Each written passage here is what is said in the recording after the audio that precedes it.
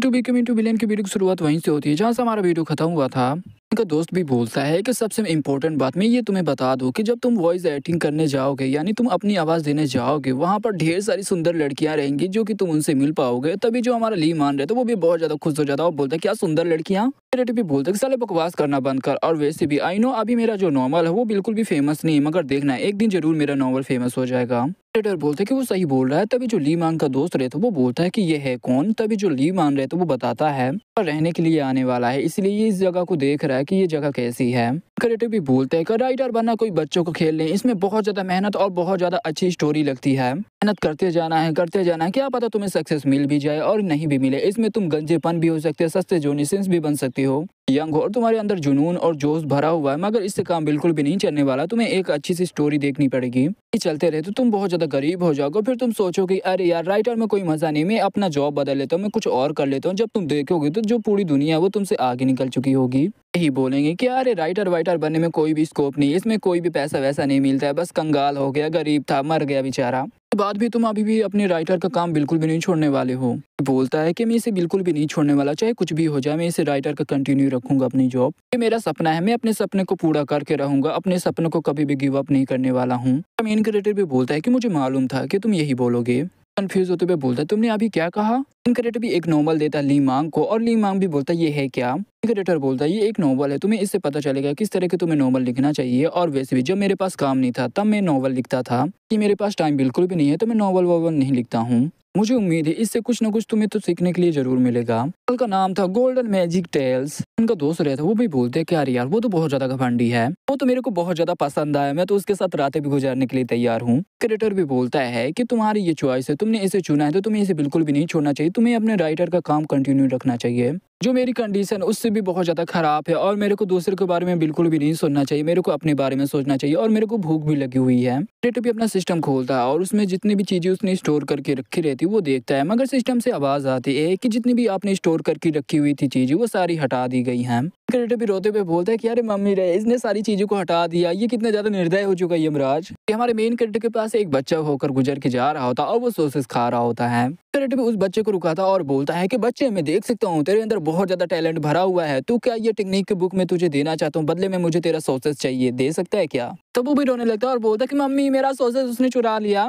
माँ रहती वो भी बोलती कि रुक साले तूने मेरे बेटे को बेवकूफ बनाकर तूने उससे सॉसेस चोरी कर ली। माँ रहती वो भी पीछे करती मेरे मेन कैरेक्टर से बोलती कि साले तूने मेरे बेटे को बेवकूफ बनाकर बोला कि ये मार्शल आर्ट की बुक है, आज तेरी मैं मार लूंगी। कैरेक्टर भी बोलते रुको मैं तुम्हें समझाता हूँ। वहाँ पर एक गड्डी आती है और वहाँ पर एक बंदा रहता है जो कि पी के एकदम टल्ली रहता है और बोलता है कि यार यार आज गाड़ी चलाने का जो मजा है वो मजा मेरे लिए अलग ही लेवल का है। बच्चा भी उस गड्डी के सामने आ जाता और उसकी माँ भी बोलती है कि मेरे बेटे। क्रिएटर भी बहुत ज्यादा स्पीड के साथ जाता और उस बच्चे को बचा लेता और उस गड्डी को वहीं पर रोक देता है। तो गाइस हमारा मेन क्रिएटर कल्टिवेटर, उसकी पावर उसके साथ ही है अभी तक। तभी होश में आता है और बोलता है क्या चल रहा है। अब वो भी उतर के अपनी गाड़ी को देखता है और बोलता है मेरी गाड़ी की किसने ऐसी हालत की। क्रिएटर भी बोलता है कि आई एम सॉरी, लगता है मैंने कुछ ज्यादा ही पावर लगा दी। ऐसा करते हुए बोलता है कि बहुत बढ़िया, मेरे को अभी अभी नई गाड़ी मिली थी और तूने इसे बर्बाद कर दिया, साले चल पैसा भर, मेरे को मुआवजा चाहिए इसका दे। उसी लड़के की माँ की चप्पल उड़ते हुए आती है और वो बोलती है कि साले तू घटिया इंसान, तूने तो मेरे बेटे को लगभग मार ही डाला था।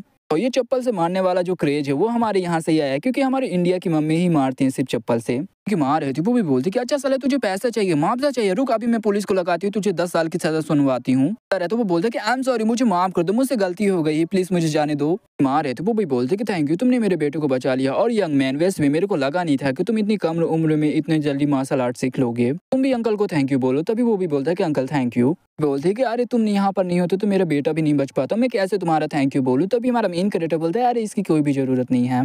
बोलती कि नहीं ऐसा बिल्कुल भी नहीं चलेगा, और वैसे भी तुमने मेरे एक लौते बेटे को बचाया और तुमने मेरी फैमिली के ऊपर बहुत बड़ा एहसान किया है, तुम बताओ तुम कहाँ पर रहते हो, को लेकर आऊंगी, वो पर्सनली तुम्हें थैंक यू बोलेंगे। क्रिएटर बोलता है कि सच सच बताऊं तो मैं अभी अभी यहाँ पर आया हूँ और मेरे को कोई भी जगह नहीं मिली यहाँ पर रहने के लिए। बोलती अच्छा ऐसी बात है, चलो मेरे साथ आओ। पास लाती है हमारे मेन क्रिएटर को। बोलते कि इस रूम को मैंने तब खरीदा था जब इसकी कीमत बहुत ज्यादा कम थी और मुझे लग रहा था कि ये बहुत जल्दी से टूट जाएगा, यानी इसे गिरा दिया जाएगा, मगर ये बिल्कुल भी इसे नहीं तोड़ा गया है, इसे किराए में दे दिया था। देख सकते हो इसमें सब कुछ चीज़ें हैं, बस ये थोड़ा रूम बहुत ज़्यादा पुराना है, तो तुम्हें कोई दिक्कत नहीं है, तो तुम यहाँ पर रह सकते हो। और जो आखिर किराएदार है वो भी यहाँ से अभी जा चुका है। मेन कैरेक्टर बोलते हैं मुझे कोई भी दिक्कत नहीं, जहाँ पर मैं पहले रहता था ये तो उससे भी बहुत ज़्यादा बेहतर है। मेन कैरेक्टर बोलता है कि अभी तो मेरे पास बिल्कुल भी पैसा नहीं है, तो मैं महीने की लास्ट में आपको पैसे दे दूंगा, बताइए इसका किराया कितना है। अरे तो वो बोलती है कि अरे यार इसकी इतनी ज़्यादा दिक्कत मत लो, वैसे भी तुमने मेरे बेटे को जान बचाई है और तुमने हमारे ऊपर बहुत ज़्यादा एहसान किया है, तो तुम्हें इसकी दिक्कत पैसों की नहीं लेने चाहिए। बस पैसे आ जाए, जब तुम्हें लगे कि हाँ मुझे अब किराया दे देना चाहिए तो तुम दे देना हमें। रिलेटिव भी बोलता है कि थैंक यू, जैसे मेरे पास पैसे आ जाएंगे वैसे मैं इसका किराया चुका दूंगा। की आवाज आती है और बोलती कि अच्छा कोई लगता है और भी आया यहाँ पर किराएदार बनकर। बहुत ज्यादा हॉट और सेक्सी लग रही होती है, ये एक लड़की रहती है और वो बोलती है कि यार ये तो बहुत ज्यादा हैंडसम है। रहती वो भी हमारे मेन कैरेक्टर के पास आती है और बोलती है कि मेरा नाम हुआ है और वैसे भी अब हम दोनों अब से पड़ोसी बन चुके, किसी भी चीज की जरूरत है तो आप मुझे आवाज लगा दिएगा। बीमार रहती वो भी हुआ का धक्का देती वो बोलती कि तुम यहाँ से निकलो, और वैसे भी यहाँ पर ढेर सारे लोग हैं, वो दूसरे लोगों से मदद मांग लेगा तुमसे नहीं। तभी जो लड़की रहती है वो भी बोलती कि अरे मेरे को ऐसे धक्का देकर यहाँ से क्यों भगा रही हो। वहाँ रहती वो भी बोलती है कि मैं तुम्हें बता दूं यहाँ के जो लोग वो बिल्कुल भी अच्छे इंसान नहीं है, तो तुम इन्हें इग्नोर करना, भी परेशान करे तुम मुझे बताना, मैं उन्हें संभाल लूंगी। कैरेक्टर भी बोलता है कि थैंक यू आपने मुझे बताया इसके लिए। मेन कैरेक्टर भी मन में सोचते हुए बोलता है कि रहने की जगह तो हो चुकी है और भी बाकी चीजों में पैसे लगेंगे, मगर मैं अपनी रूम मालकिन से बिल्कुल भी पैसा नहीं ले सकता हूँ। भी दुनिया में मैं गया था, सारी दुनिया में मेरे पास पैसे थे और मैं बहुत ज्यादा खर्च करता था, मगर एक दिन बाद मेरे को पैसों के बारे में जरूर सोचना पड़ता था। कैरेक्टर भी गुस्सा करते हुए बोलता है ये सारी गलती उस कमीने यमराज की, उसने कोई भी चीज नहीं छोड़ा जो मेरे यूज में आए। कैरेक्टर भी कंप्यूटर के सामने बैठ जाता और बोलता है कि मेरे को पैसे कमाने के लिए कोई ना कोई तो काम ढूंढना पड़ेगा ऑनलाइन में। मेन कैरेक्टर आज की डेट देखता है और बोलता है ओ आज तो 23 तारीख है। कैरेक्टर भी बोलता है कि आज जो शेयर मार्केट वो बहुत ज्यादा डाउन चलेगा, मगर अगले दिन वो उसके जो शेयर रहेंगे वो बहुत ज्यादा हाई चलेंगे। चूक गया था क्योंकि मैं शेयर बिल्कुल भी नहीं ले पाया था। कैरेक्टर भी बोलता है कि मेरे पास एक अच्छा मौका है, मेरे को मार्केट में घुस जाना चाहिए और मेरे को ढेर सारे शेयर बाई कर लेना चाहिए और मैं उन्हें बेचकर ढेर सारे पैसे कमा लूंगा। मेरे पास पैसा नहीं, मैं पैसे कहाँ से लाऊं। मेन कैरेक्टर भी उठ जाता और यमराज को कलियाते हुए बोलता है कि साली ये सारी तेरी गलती है, तूने मेरे को 1 रुपया भी नहीं दिया।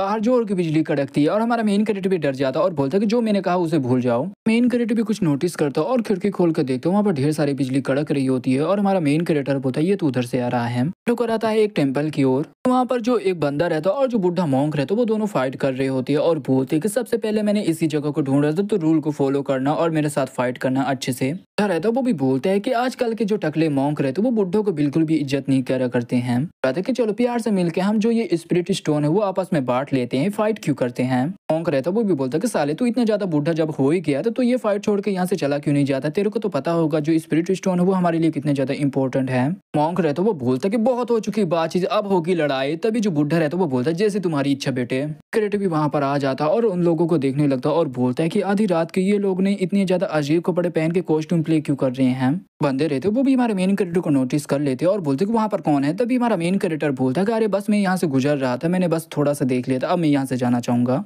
बोलता है वो पक्का हमारा स्पिरिट स्टोन चुराने के लिए आया होगा, उसे जाने मत दो। जो मॉन्क रहता वो भी अटैक कर देता और बोलता है साले तो इसकी कीमत चुकाएगा।